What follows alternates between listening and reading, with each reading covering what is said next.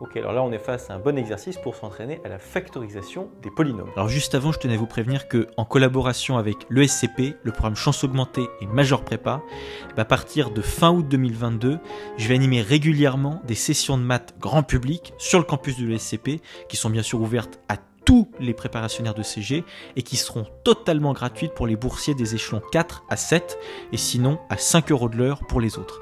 Alors vous pourrez tout à fait venir en présentiel à l'ESCP ou alors suivre en direct sur Zoom en fonction des places disponibles. Je vous mets le lien en description.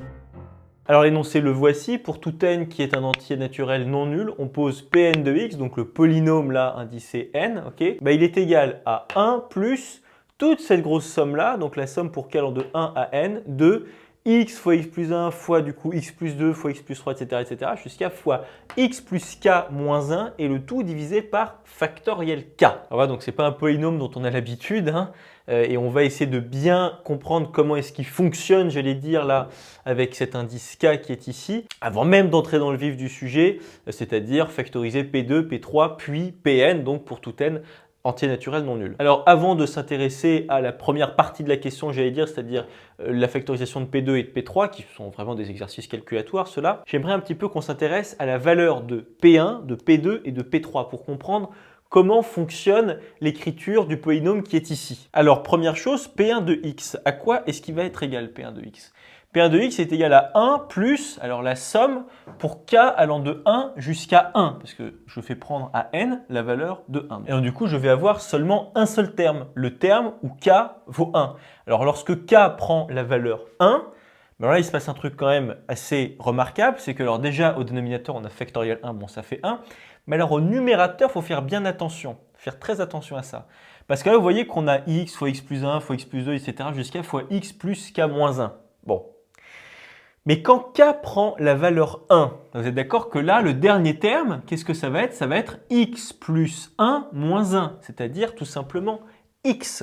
Okay, donc ça veut dire que des termes multiplicatifs là dans votre produit du numérateur, vous allez en avoir combien?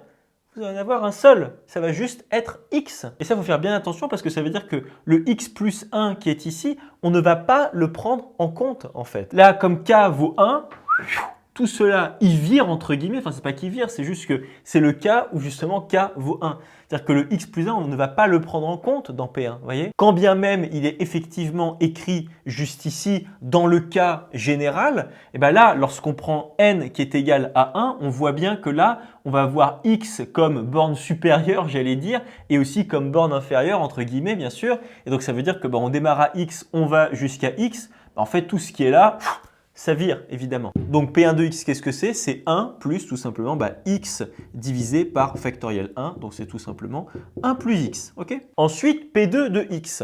À quoi est-ce qu'il va être égal? Alors P2 de x, lui, il va être égal à 1 plus, alors la somme pour k allant de 1 cette fois-ci jusqu'à 2. Et donc on a cette somme-là. Alors là, il faut faire bien attention. K, il se balade entre 1 et 2. Ok, donc, quand k prend la valeur 1, on l'a dit, on trouve en fait tout simplement x. Vous êtes d'accord? Quand k prend la valeur 1, c'est exactement comme ce qu'on a dit ici. Là, le dernier terme qui est ici, ça va être x plus 1 moins 1, c'est-à-dire x. Donc, on va trouver en fait x comme premier terme là-dedans, dans cette somme-là. Donc, ça donne 1 plus x. Ça, c'est le terme quand k vaut 1. Et ensuite, quand k vaut 2, qu'est-ce qu'on va avoir? On va avoir x fois x plus 1. Le tout divisé par factoriel 2, je vous laisse vous en convaincre. Quand k prend la valeur 2, là, au dénominateur, on va bien avoir factoriel 2, ok. Et alors, au numérateur, combien de termes est-ce qu'on va avoir multiplicatifs? On va avoir juste x et x plus 1. Parce que là, lorsque k prend la valeur 2, qu'est-ce que ça va être la dernière valeur multiplicative qu'on va avoir? Ça va être x plus 2 moins 1, c'est-à-dire x plus 1.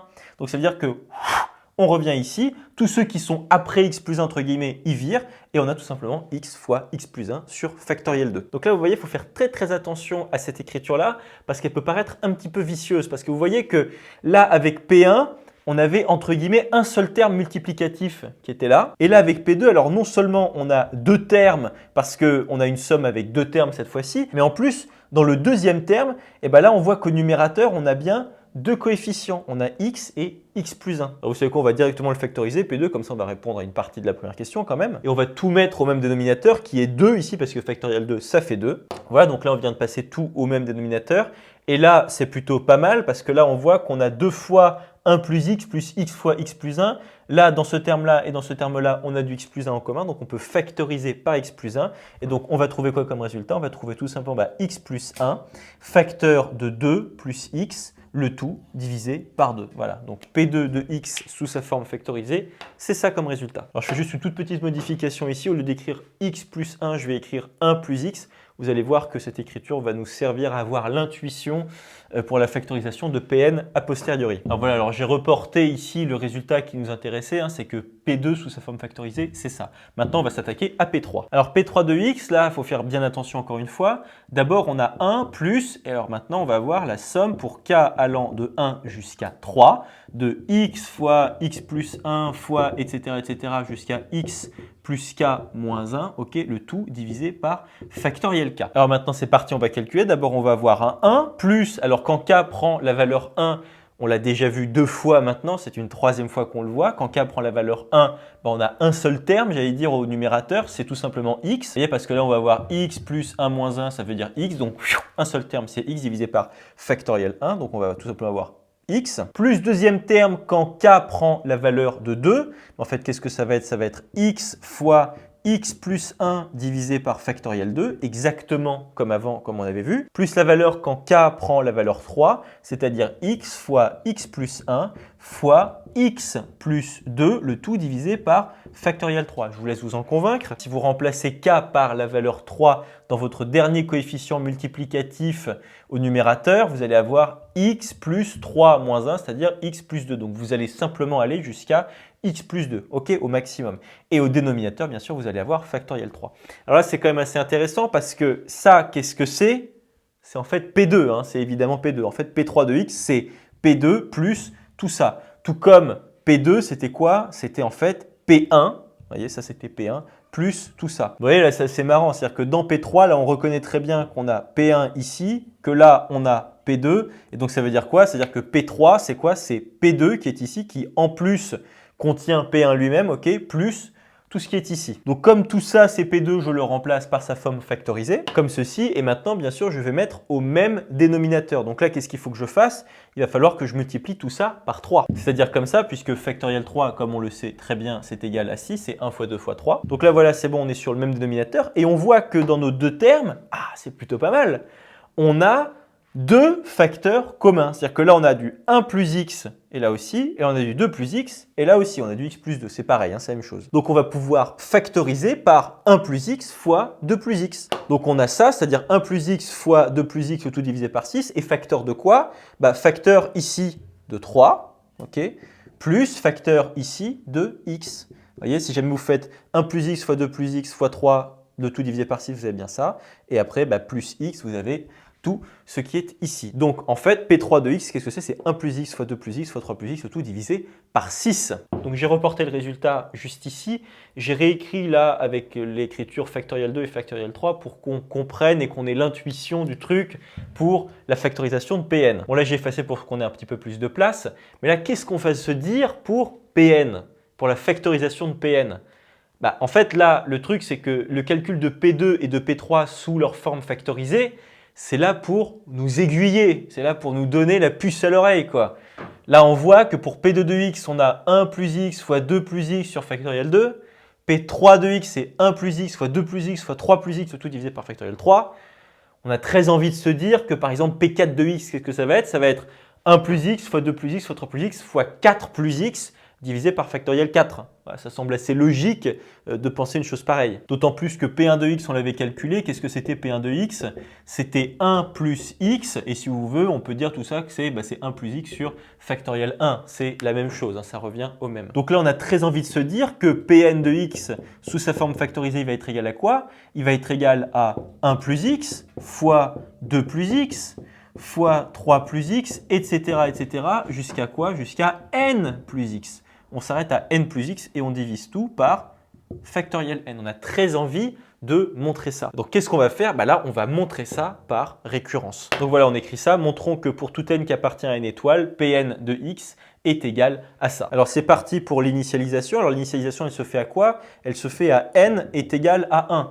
Or, on a bien vu, P1 de x, c'est bon, il vérifie exactement ça. Il n'y a aucun problème là-dessus. Donc là, c'est bon, on est juste là-dessus. L'initialisation, elle est bonne, pas de problème. C'est pas ça le gros du problème. Le gros du problème, c'est l'hérédité. Donc c'est parti pour l'hérédité. Donc supposons pour un n quelconque fixé avec n qui appartient à n étoiles que Pn de x est égal à tout ce qu'on a là. Je ne l'ai pas réécrit, mais en gros, le truc est ici. Okay, et alors, bien sûr, après, vous pouvez écrire la phrase « Démontrons qu'alors Pn plus 1 de x est égal à tout ça », mais qui va jusqu'à n plus 1 de x, tout divisé par factoriel n plus 1. Okay, donc maintenant, on va essayer de déterminer la valeur du coup de Pn plus 1 de x. Alors, Pn plus 1 de x, à quoi est-ce qu'il va être égal? On recopie. Pn plus 1 de x, il est égal à ça.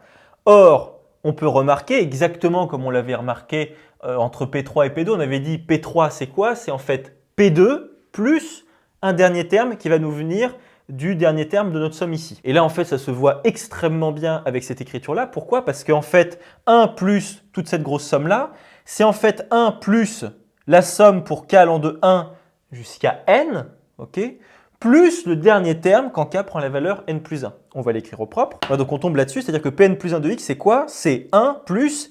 Et alors là, en fait, ce qu'on fait, c'est qu'on scinde, entre guillemets, cette somme en deux. C'est-à-dire que d'un côté, on va avoir toute notre grosse somme qui va de 1 jusqu'à n, enfin pour k allant de 1 jusqu'à n, de tous nos termes qui sont ici, plus, en gros, on vire le dernier terme, le terme quand k prend la valeur n plus 1, et à quoi est égal ce terme? C'est x fois x plus 1 fois etc. fois x plus n plus 1 moins 1, okay, c'est-à-dire x plus n, et le tout divisé bien sûr par factoriel n plus 1. Donc ça en fait, qu'est-ce que c'est? C'est le dernier terme là de cette somme-là. C'est le terme quand k prend la valeur n plus 1. Alors à quoi est-ce que ça nous avance tout ça? En fait, le fait d'avoir extrait de cette somme-là le dernier terme, ça nous permet d'exhiber juste là, quoi? Pn. En fait, ça, c'est exactement Pn de x. Il n'y a pas de problème avec ça. Exactement comme avant, et on comprend pourquoi est-ce que tout à l'heure, on avait P3 est égal à P2 plus un dernier terme. Là, Pn plus 1, c'est ça. C'est Pn plus ce dernier terme. Donc là, on va remplacer tout ça là, avec le 1, là, tout ça, là, ça se remplace par Pn. Comme ça, et alors maintenant, qu'est-ce qu'on va faire? On va appliquer l'hypothèse de récurrence qui est quoi? Qui est que Pn de x sous sa forme factorisée, c'est ça. Je vais faire un petit peu de place au tableau. Voilà, et donc ainsi, d'après l'hypothèse de récurrence, Pn plus 1 de x est égal à Pn que je viens de transformer sous sa forme factorisée. C'est ça l'hypothèse de récurrence, hein, c'est là le passage, plus ce dernier terme-là. Là, c'est vraiment super important de dire d'après votre hypothèse de récurrence. Parce qu'on ne peut absolument pas passer comme ça d'un claquement de doigts de Pn plus 1 de x est égal à Pn de x plus ce truc-là à ça. Non, il faut vraiment dire, voilà, on fait appel ici à l'hypothèse de récurrence. Alors maintenant, qu'est-ce qu'on va faire? On va tout simplement tout mettre au même dénominateur qui va être quoi? Qui va être factoriel n plus 1. Et donc, qu'est-ce qu'il va falloir qu'on fasse? Il va falloir qu'on multiplie tout ça là au numérateur et au dénominateur par n plus 1. Parce que n plus 1 fois factoriel n, bien sûr, ça fait factoriel n plus 1. Donc voilà, on obtient ça, c'est-à-dire n plus 1 fois tout ça. Donc d'un côté, on a ce gros bloc-là qui vient de là, et de l'autre, on a ça, x fois x plus 1 jusqu'à fois x plus n, ça vient de là, et le tout est sur factoriel n plus 1. Alors là, c'est plutôt pas mal, c'est vraiment super, parce que qu'est-ce qu'on remarque? On remarque que là, dans ce bloc-là et dans ce bloc-là, on a des facteurs communs absolument partout.